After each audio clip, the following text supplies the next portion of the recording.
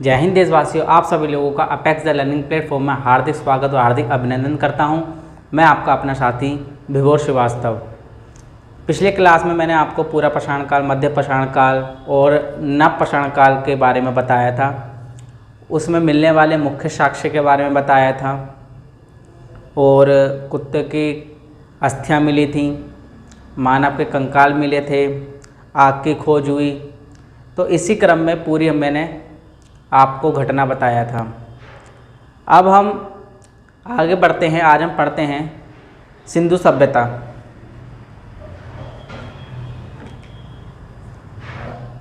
इससे पहले आखिर सिंधु क्या खाली सिंधु घाटी सभ्यता नाम है इसका? इसको हमने कई नामों से हम इसको पुकारते हैं।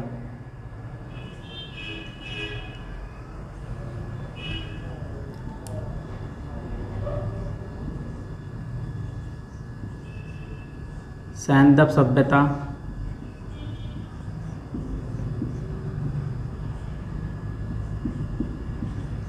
एवं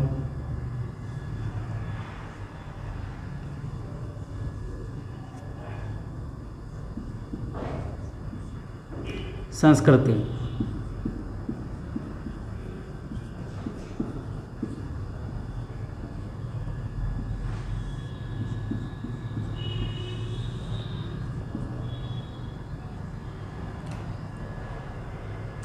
आखिरकार सैंधव सभ्यता और सैंधव संस्कृति आखिर है क्या? इसको हम 3 भागों में विभाजित करते हैं।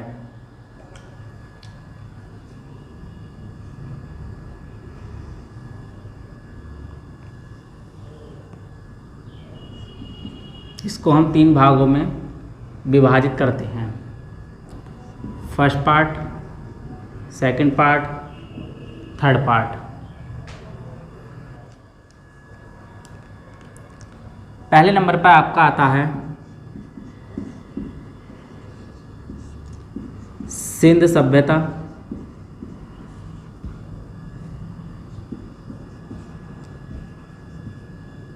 सिंधु घाटी सभ्यता,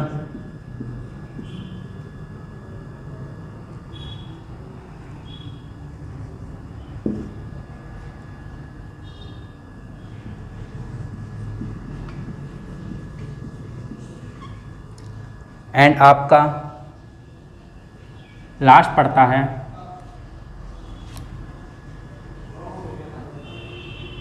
हड़प्पा सभ्यता।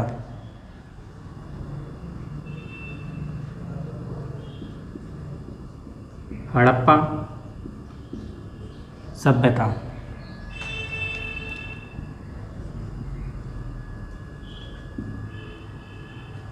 सैंधव सभ्यता एवं संस्कृति आ जाए आपका, या फिर सिंधु सभ्यता, आज सिंध सभ्यता, सिंधु घाटी सभ्यता और हड़प्पा सभ्यता, ये सब एक ही हैं।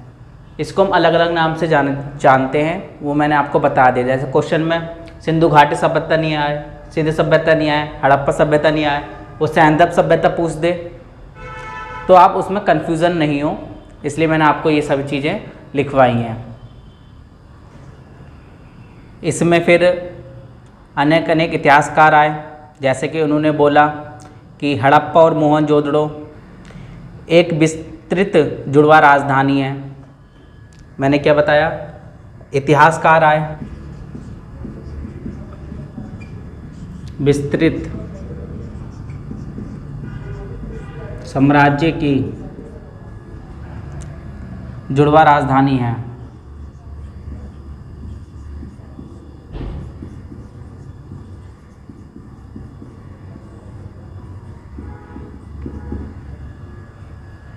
ये कथन किसका था?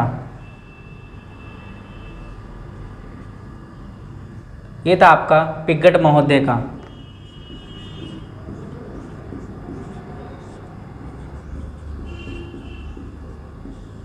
पिंगट महोदय जी का ये कथन था। हम दूसरे इतिहासकार के बारे में जानते हैं, उन्होंने क्या अपने कथन दिए। फिर आपके जॉन मार्शल आए, इन्होंने कहा सर्वप्रथम इस सभ्यता को हमने सिंधु सभ्यता का नाम दिया। कौन आए आपके? John Marshall.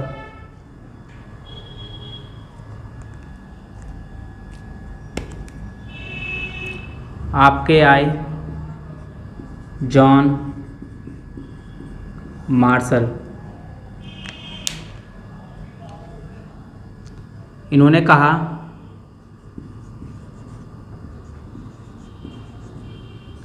सर्वप्रथम इस सभ्यता को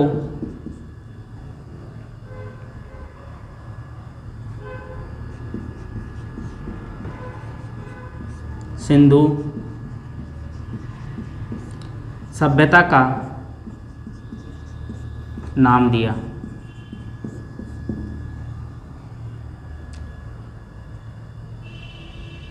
अलग अलग इतिहासकारों ने अपने अलग अलग मत दिए। अब हम आगे बढ़ते हैं। सिंधु घाटी की सभ्यता, कितने इसकी क्या क्या विशेषता थी, यहाँ से क्या क्या साक्ष्य मिले हैं, इसकी आकृति क्या थी, शेप क्या थी, कहाँ तक इसका विस्तार था, हम इस सभी बारों के बारे में जानकारी प्राप्त करते हैं। आइए हम पढ़ते हैं सिंधु घाटी सभ्यता।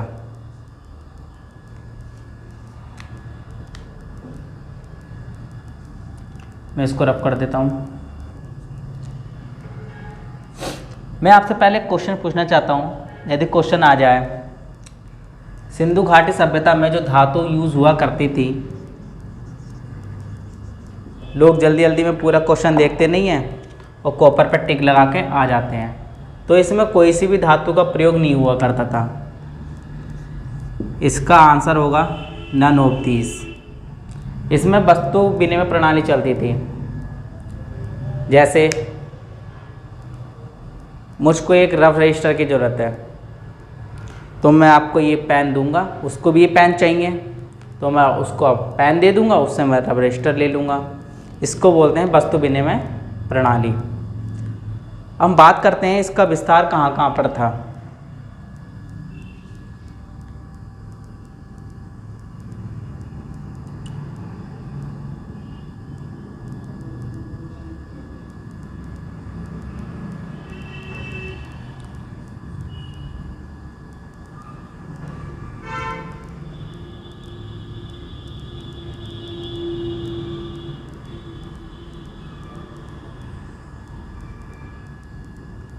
इसका जो विस्तार था वो त्रिकोणीय था। सर त्रिकोणीय कैसे था वो मैं आपको बताता हूँ।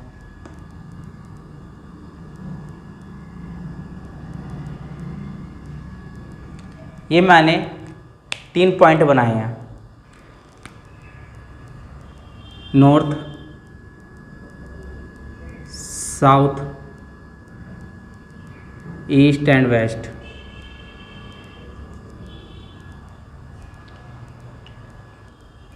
इसकी जो शेप बनेगी वो आपकी त्रिकोणीय बनेगी।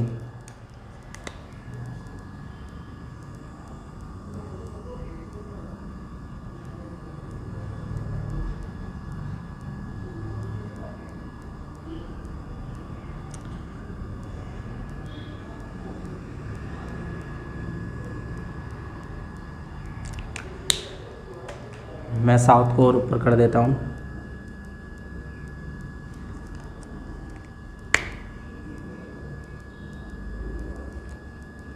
साउथ। सर आपने त्रिकोण बना तो दिया, आखिर इसका मतलब क्या है? नॉर्थ में क्या था, ईस्ट में क्या था, वेस्ट में क्या था, एंड लास्ट साउथ में क्या था?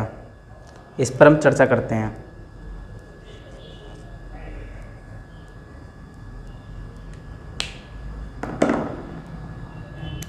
नॉर्थ में था आपका मांडा,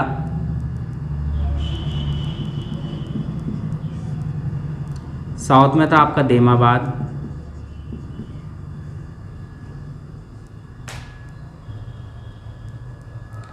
ईस्ट में था आपका आलमगीरपुर,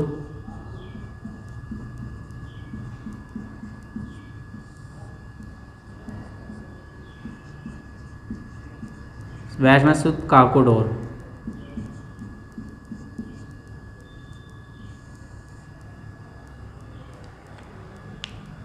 नॉर्थ में आपका मांडा आ गया, ईस्ट में आपका आलमगीरपुर आ गया।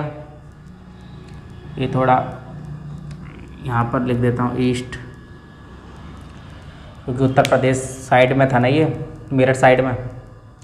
वेस्ट में आपका सुतकागुडोर आ गया, ये आपका सर वेस्ट रहा।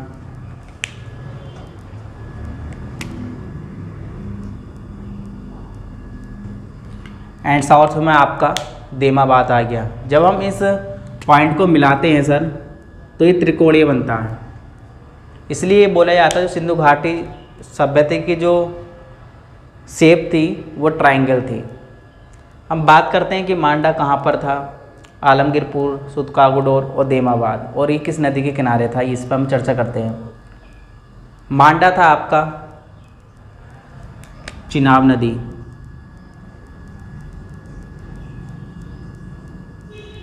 चिनाब नदी।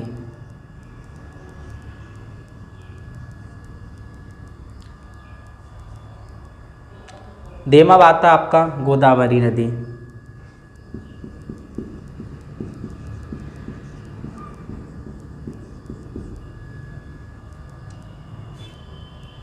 आलमगीरपुर ये था आपकी हिंडन नदी।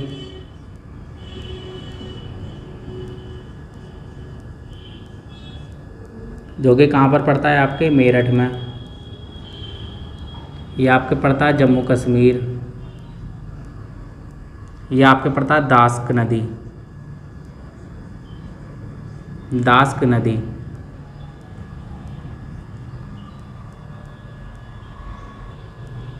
ये आपका पड़ता है बलूचिस्तान में।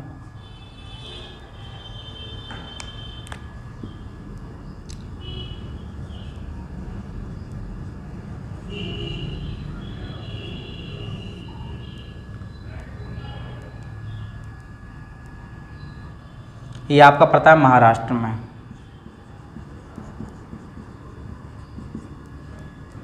ये आपको हो गया बलूचिस्तान।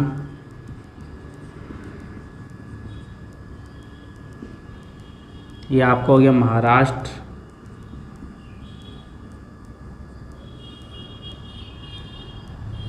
ये आपको हो गया मेरठ यूपी।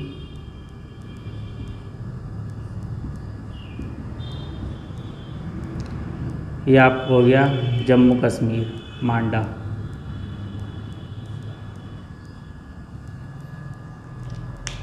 ये सिंधु घाटी सभ्यता का विस्तार था, जो कि मैंने आपको ट्रायंगल के माध्यम से बताया।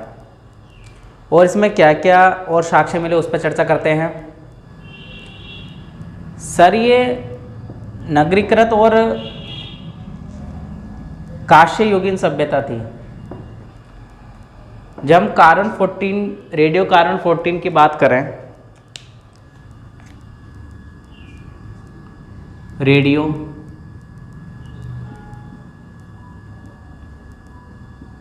कार्बन 14 के आधार पर इसका जो टाइम पीरियड है वो है आपका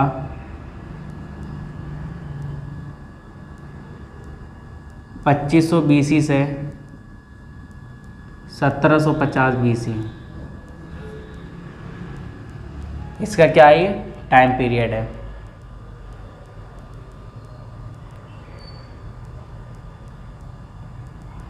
और ये काफ़ी ज़्यादा नगरीकृत सभ्यता थी।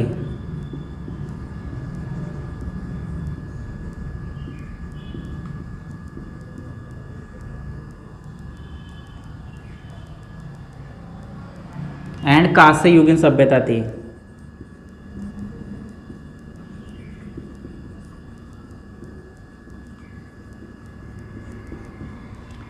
इस सभ्यता की ये विशेषता थी। और जो आपकी जो सैंधव सभ्यता है सर, ये जो आपकी ये सैंधव सभ्यता है,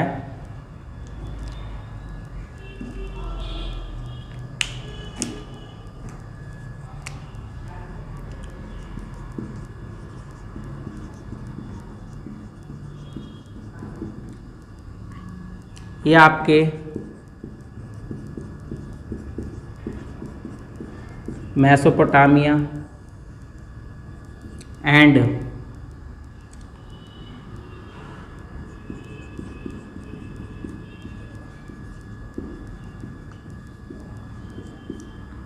मिस्र की सभ्यता के समकालीन थी।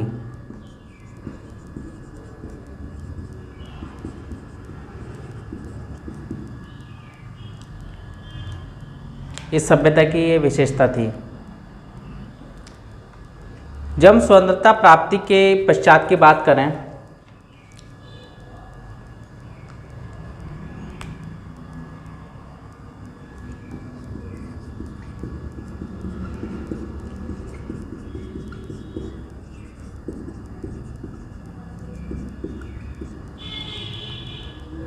सर्वाधिक स्थल सर आपके हड़प्पा में खोजे गए, जो कि आप भली भांति जानते हैं, जो आपका कहाँ पड़ता है, गुजरात।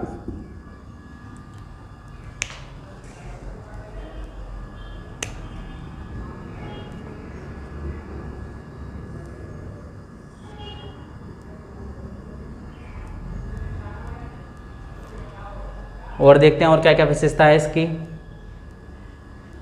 सर जब हम इस सभ्यता की गलियों की बात करें, मैंने क्या बताया, जब हम इस सभ्यता की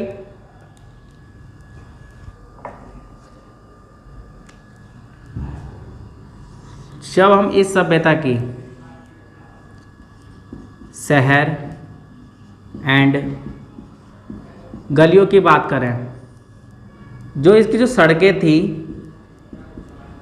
वो चौड़ी और सीधी थी।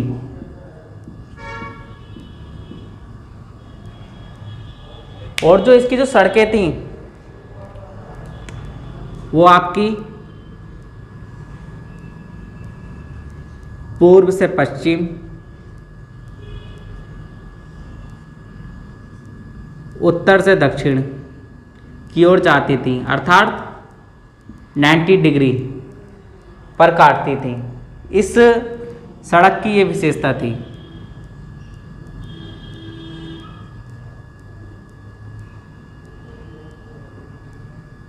ये आपकी सड़क है। जो इसकी सड़क थी वो पूर्व से पश्चिम और उत्तर से दक्षिण की ओर जाती थी। इस सभ्यता की ये खास बात थी। और इसकी जो सड़कें थी वो चौड़ी थी और सीधी थी। और सर इसके मोहनजोदाड़ो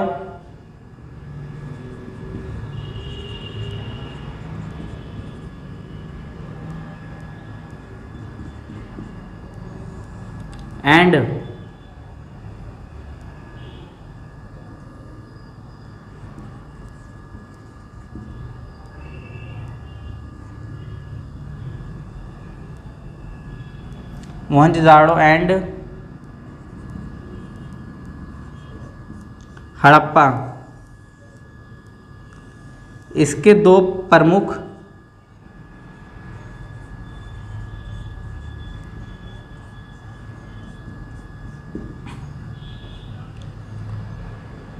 मैंने आपको सिंधु घाटी सभ्यता के बारे में बताया कि रेडियो कार्बन 14 के अनुसार इसका जो टाइम पीरियड 2500 BC से 1750 BC है। ये नगरीकृत सभ्यता एंड कांस्य युगीन सभ्यता है। इसका जो विस्तार है वो नॉर्थ में मांडा J&K, जो कि आपके चिनाब नदी पर पड़ता है। ईस्ट में मेरठ यूपी में, हिंडन नदी मेरठ के पास पड़ता है। साउथ में महाराष्ट्र देमाबाद, जो कि आपके गोदावरी नदी के पास पड़ता है। और बलूचिस्तान, जो कि आपका दास नदी के पास पड़ता है। मांडा, आलमगीरपुर, सुतकागेडोर, देमाबाद। ये मैंने आपको इसकी विशेषता बताई। और ये बताया नगरीकृत सभ्यता एंड कांस्य युगीन सभ्यता थी। और जो सैंधव सभ्यता थी वो मेसोपोटामिया मिस्र की सभ्यता के समकालीन थी। स्वतंत्रता प्राप्ति के पश्चात हड़प्पा में खोजे गए सर्वाधिक साक्ष्य यहीं से मिले हैं। जितने भी खोजे गए हैं इसकी सभ्यता के साक्ष्य वो हड़प्पा ही से खोजे गए थे। खोजे गए साक्ष्य वो हड़प्पा से थे। फिर मैंने आपको क्वेश्चन आता है कि इसमें कौन सी धातु, कॉपर, गोल्ड या ब्रोंज, तो आपको नन ऑफ दिस लगाना है। मैंने आपको ये बताया। फिर इसकी शहर एंड गलियों के बारे में बताया। सड़कें इसकी चौड़ी और सीधी थी, जो कि आपको इस शेप में काटती थी।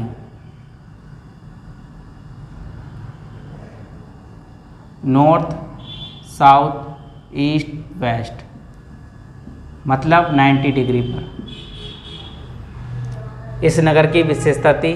और मोहनजोदाड़ो एंड हड़प्पा इस सभ्यता के प्रमुख नगर थे। मैंने इसके बारे में बताया।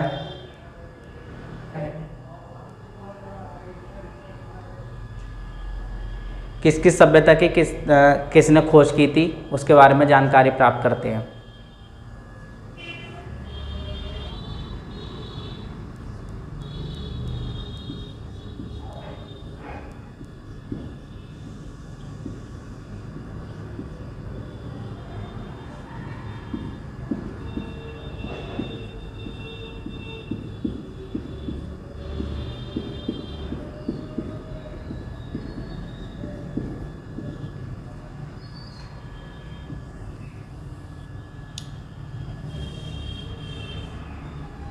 यहाँ पर हम स्थान लिखेंगे, यहाँ पर हम सन लिखेंगे, यहाँ पर हम खोजकर्ता, यहाँ पर कौन से नदी के किनारे स्थित है, वर्तमान लोकेशन इसकी क्या है।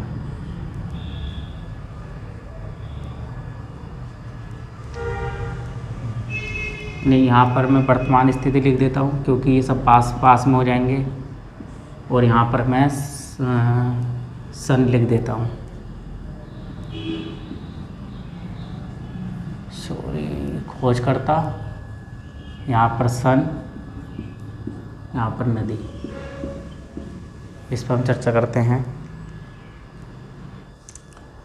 अब हम बात करते हैं हड़प्पा सभ्यता से मिलने वाले स्थान। पहले नंबर पर आता है आपका हड़प्पा, ये कि आपके वर्तमान पाकिस्तान में है। खोजकर्ता दयाराम साहनी, सन 1921, नदी रावी नदी के तट पर। मोहनजोदाड़ो पाकिस्तान में स्थित है। वर्तमान स्थिति खोज राखलदास बनर्जी, ये कहीं पर आर.डी. बनर्जी भी लिख के आया था। 1922 सिंधु नदी। सुतकाविडोर, ये आपका बलूचिस्तान है। इनके खोजकर्ता मार्क R.L. स्टीन है, सन 1927, दास नदी के तट पर। रोपड़ पंजाब में है। Y.D. शर्मा 1953 ईस्वी, सतलज नदी के तट पर। लोथल गुजरात, S.R. राव 1955 से लेकर 1957 के बीच में, भोगवा नदी के तट पर। चन्नूदड़ो, जो कि आपके कहाँ पर है, ये पाकिस्तान। खोजकर्ता M.G. मजूमदार, सन 1931, सिंधु नदी के तट पर। कालीबंगा, वर्तमान लोकेशन राजस्थान, कहाँ पर, हनुमानगढ़, वहाँ पर एक प्लेस है। खोजकर्ता A. घोष, सन 1953, घग्गर नदी। बनावली हरियाणा, खोजकर्ता R.S. बिष्ट, सन 1973, नदी सरस्वती नदी। आलमगीरपुर आपका पड़ता है मेरठ में। खोजकर्ता Y.D. शर्मा 1958 ईस्वी, हिंडन नदी। मेरठ आपके कहाँ पर है, यूपी में। रंगपुर गुजरात, M.S. बस्ते ने खोज की थी, सन 1931 ईस्वी में।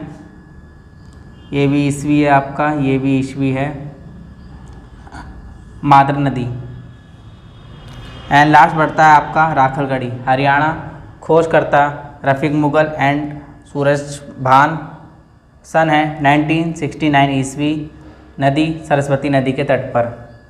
ये मैंने आपको सारी चीज़ें बताई। और कल के सेक्शन में मैं आपको इन सभी के बारे में बताऊंगा कि इनके क्या क्या साक्ष्य मिले, प्राप्त साक्ष्य के बारे में बताऊंगा, क्योंकि मैंने इनकी वर्तमान स्थिति, खोजकर्ता, सन और नदी तो मैंने बता दी, जो कि एग्ज़ाम में पूछे जाते हैं। ठीक है, अब मैं इनके बारे में प्राप्त साक्ष्य बता दूंगा, वो आपको नोट डाउन कर लेना है। तो मैं यही कहना चाहता हूँ, इसको नोट डाउन करते रहना और टाइम टेबल सही बना लेना। यदि आपको मेरी वीडियो अच्छी लगी हो तो लाइक एंड सब्सक्राइब करना। जय हिंद, जय भारत।